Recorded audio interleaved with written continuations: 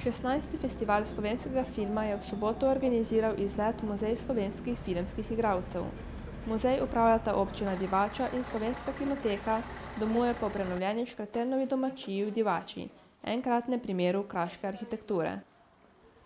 V nekdanjem hlevu je na ogled osrednja stalna razstava posvečena slovenskim filmskim igralcem in je zasnovana po sodobnih muzeoloških načelih. Obiskovalcem z raznovrstnim muzejskim gradivom približa zakulisje slovenskih filmov.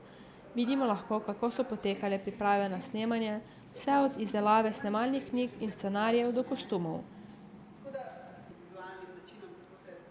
Razstavo dopolnjuje tudi bogato videogradivo z vsega 14 urami materiala, kjer najdemo biografije in intervjuje domačih filmskih igralcev in filmarjev.